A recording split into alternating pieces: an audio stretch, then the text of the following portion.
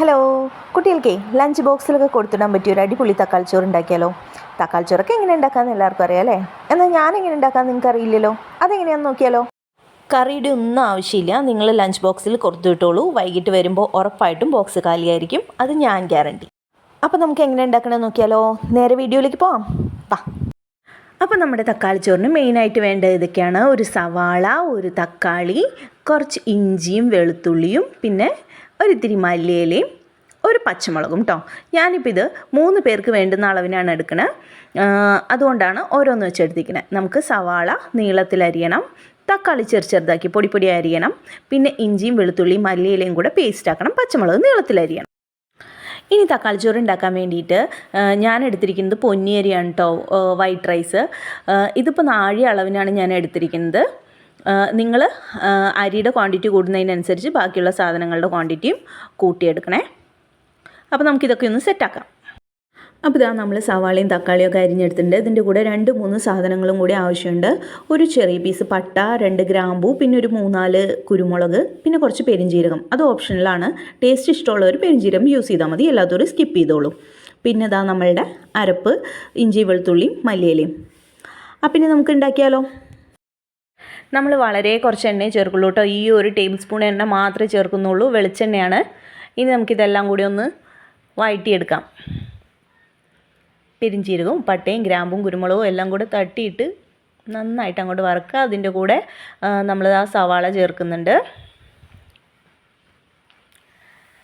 Video എടുത്തുകൊണ്ടിരിക്കുന്ന സമയത്ത് സവാള ചേർത്തിട്ട് നമ്മളുടെ അരപ്പ് ചേർക്കാൻ ഞാൻ മറന്നുപോയി. കുറച്ച് നേരം കഴിഞ്ഞാൽ ചേർത്തത്. നിങ്ങൾ സവാള ഒന്ന് മൂക്കുമ്പോൾ തന്നെ അത് ചേർക്കണം കേട്ടോ, ഉപ്പിടുന്നതിന് മുമ്പ് തന്നെ.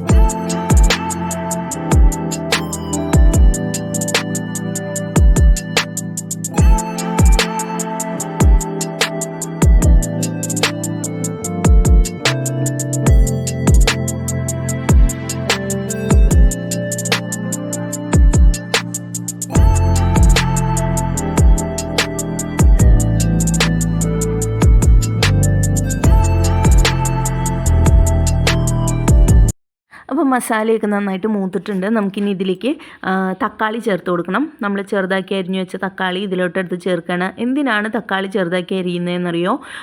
ഇത് എല്ലാമായി ലാസ്റ്റ് റൈസ് റെഡിയായി വരുന്ന സമയത്ത് അതിൽ കടിക്കാനൊന്നും കിട്ടില്ല. ഈ കുട്ടികൾക്ക് തക്കാളിയൊന്നും ചിലപ്പോൾ കടിക്കാൻ കിട്ടിയാൽ അതൊന്നും ഇഷ്ടമുണ്ടായി എന്ന് വരില്ല, അപ്പോൾ അവർ കഴിക്കില്ല. ഇതാവുമ്പോൾ എല്ലാം കൂടെ സെറ്റായിട്ട് അങ്ങ് പൊക്കോളും. ഇനി നമ്മൾ 1/4 ടീസ്പൂണ് മഞ്ഞൾപ്പൊടി ചേർത്തിട്ടുണ്ട്. അതേപോലെ തന്നെ മുളക് പൊടിയും ചേർക്കുക. നിങ്ങളുടെ കയ്യിൽ കാശ്മീരി മുളക് പൊടിയാണെന്നുണ്ടെങ്കിൽ നിങ്ങൾ കുറച്ച് കൂടുതൽ ചേർത്തോളൂ. എരിവുള്ളതാണെങ്കിൽ ഇത്രയും തന്നെ ചേർത്താൽ മതി.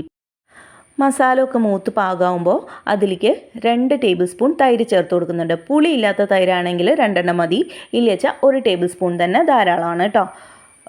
അത് നന്നായിട്ട് മിക്സ് ചെയ്ത് കൊടുത്തതിന് ശേഷം ഇനി ഇതിലേക്ക് അരി ചേർക്കാൻ പോവാണേ. അരി മസാലയും കൂടി നന്നായിട്ട് കഴുകി വാരി സമയത്ത് നമുക്ക് പാകത്തിന് വെള്ളം ഒഴിച്ച് മസാലയിലേക്ക് ചേർത്ത് കിടക്കാൻ മാത്രമുള്ള വെള്ളം മതി, അധികം വെള്ളത്തിൻ്റെ ആവശ്യമൊന്നുമില്ല. ഈ സമയത്ത് കൂടെ ചെക്ക് ചെയ്യണം, അധികം ഉപ്പ് ചേർക്കണം. നമുക്ക് ചോറിലും കൂടെ പിടിക്കാൻ പാകത്തിനുള്ള ഉപ്പ് ചേർത്തിട്ടുണ്ടാവണം. അത് കഴിഞ്ഞ് ഹൈ ഫ്ലെയിമിൽ തീയിട്ടിട്ട് ചെറിയൊരു തിള വരുന്നവരെ തുറന്ന് വെച്ച് വേവിക്കുക. അത് കഴിഞ്ഞ് അടച്ചു വെച്ച് 2 വിസിലടുപ്പിച്ച് ആവി പോകുന്നവരെ വെയിറ്റ് ചെയ്യുക.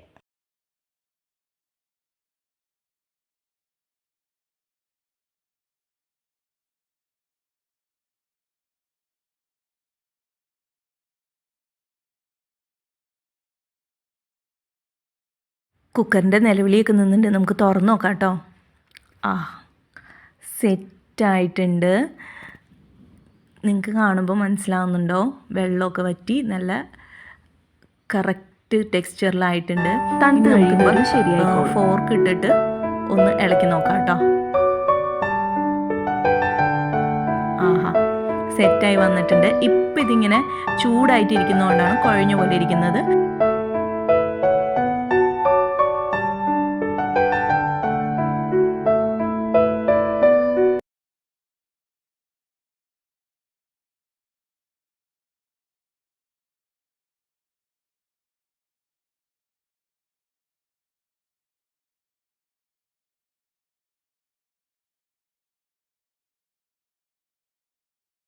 അപ്പോൾ നമ്മളുടെ തക്കാളി ചോറ് അഥവാ ടൊമാറ്റോ റൈസ് റെഡി ആയിട്ടുണ്ട്. ഇനി നമുക്കിതിൽ കുറച്ച് മല്ലിയില ഇട്ട് കൊടുക്കാം. വേണമെങ്കിൽ ഇട്ടാൽ മതി, ഓപ്ഷനിലാണ്. ഇനി ഇതിൻ്റെ കൂടെ കറിയൊന്നും ഇല്ലെങ്കിൽ കഴിക്കാൻ പറ്റും. ഞാൻ എന്തായാലും സലാഡ് ഉണ്ടാക്കുന്നുണ്ട്.